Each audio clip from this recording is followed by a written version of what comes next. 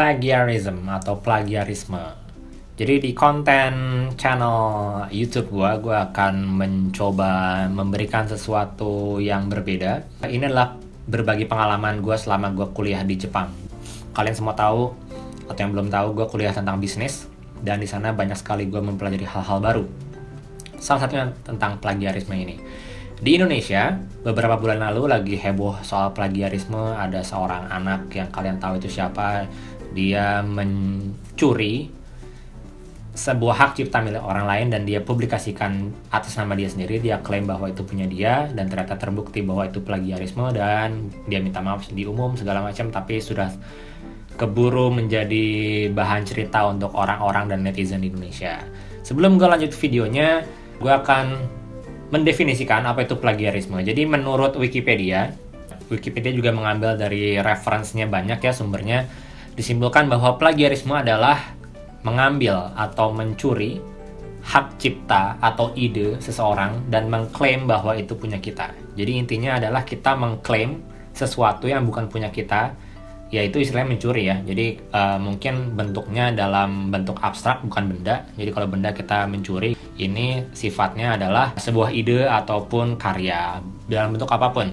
Bisa musik, bisa macam-macam. Nanti gue akan bahas musik di akhir. Jadi kalau di dalam perkuliahan, di dalam dunia edukasi, plagiarisme itu adalah sesuatu dosa terbesar ya. Dosa terbesar di sini adalah hukumannya terberat. Jadi kalau kalian melakukan plagiarisme, itu bisa sampai dikeluarkan. Hal terakhir yang dibuat oleh seorang mahasiswa untuk bisa lulus adalah tugas akhir atau tesis ataupun karya dia sendiri. Nah, untuk mempublish sebuah karya itu, kita harus memiliki yang namanya originality. Jadi semua karya yang kita buat itu harus dari kita sendiri. Kalaupun kalian mau mengambil karya atau mengutip atau mengquote atau yaitu paraphrasing sebutannya atau quotation, kalian harus sebutkan sumbernya dari mana. Jadi kalian bisa mengubah sedikit kata-katanya untuk ditaruh di tesis kalian, ataupun kalian bisa ngambil benar-benar plek sama gitu ya, nanti kalian kasih kutip, tanda kutip seperti itu. Intinya bentuknya macam-macam, tapi kalian harus bisa mempertanggungjawabkan atau bisa menjelaskan bahwa itu bukan dari kalian dan kalian mengambil dari sumber yang jelas. Contohnya yang ada di Doshisha University yang ada di kampus gua. Disebutkan bahwa Doshisha Business School sangat-sangat tidak mentoleransi suatu tindakan yang mengandung plagiarisme. Itu menjadi sesuatu yang serius dan berhubungan dengan standar etika.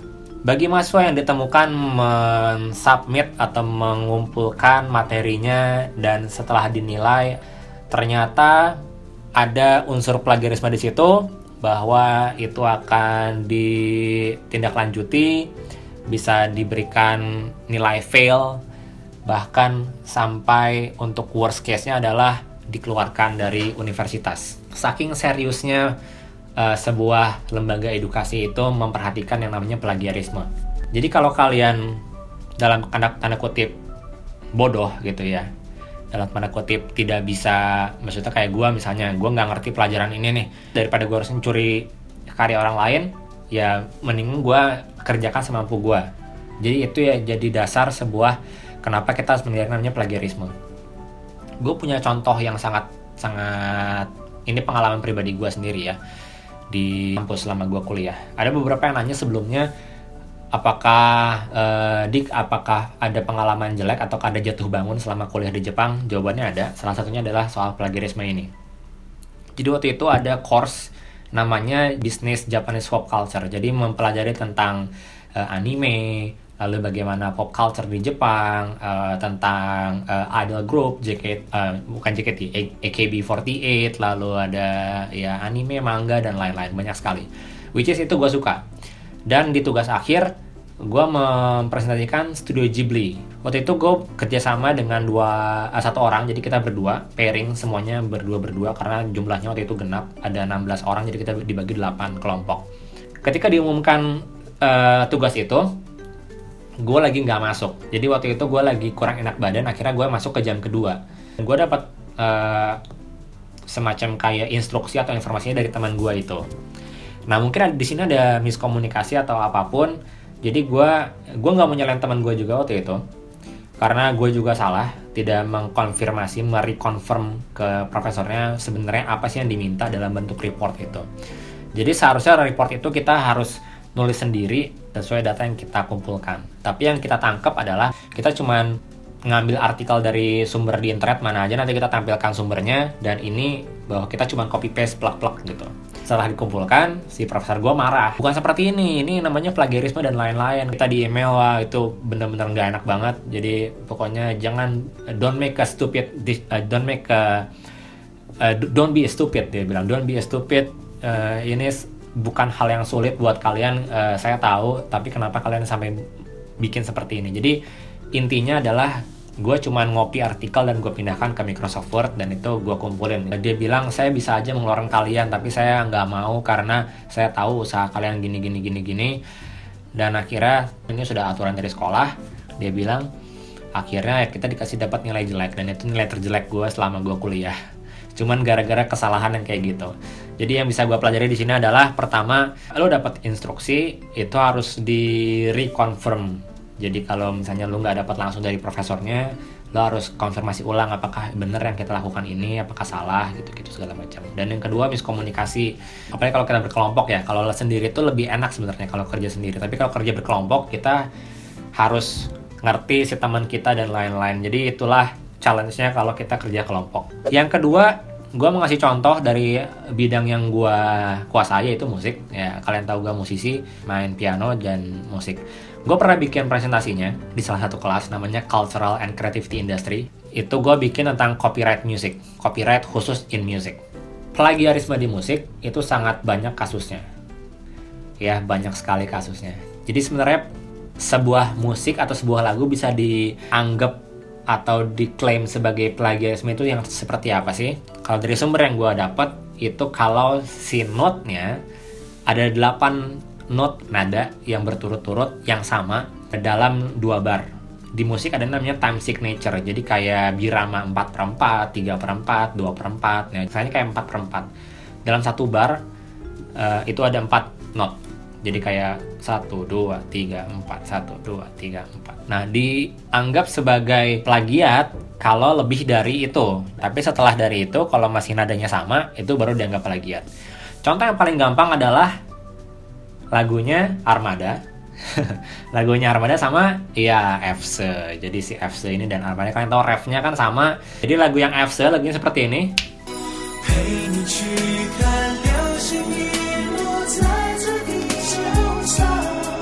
Oke, stop. Ya, itu 8 bar. Itu 8 not 2 bar. Sekarang lagunya Armada yang Asalkan Kau Bahagia ya. Kita dengerin si refrennya. 1, 2, 3, 4. Katakanlah sekarang bahwa kau tak bahagia. Ya kan, sama persis kan. Tapi dia pinter, menurut gue dia pinter. Kenapa jadi nggak dianggap itu sebuah plagiat? Karena dia cuma ngambil si 2 barnya tadi. Kalau setelahnya dia yang ngikutin juga si na na na na na na na na na, udah itu dia pasti kena copyright infringement atau namanya penyalahgunaan copyright. Sebenarnya, for your information, lagunya si FC ini yang judulnya Liu Xing Yu ini, itu sebenarnya dia juga bukan lagu asli. Jadi lagu aslinya dari Jepang. Penyanyinya namanya Ken Hirai. Judul lagunya Gaining Through Losing. Kalau kalian mau denger lagunya itu di YouTube nggak ada aslinya, tapi kalian bisa dengerin yang versi cover orang. Dia beli lisensi, si FC beli lisensi ke si Ken Hirai ini, dan akhirnya dinyanyikan dengan nada yang sama-sama persis. Nada, beatnya sama, biramanya sama, temponya sama, semuanya sama persis karena dia beli lisensi ini. Dan agak dijiplak sama Armada. Oke, itu ceritanya. Dan gue mau nanya ke kalian.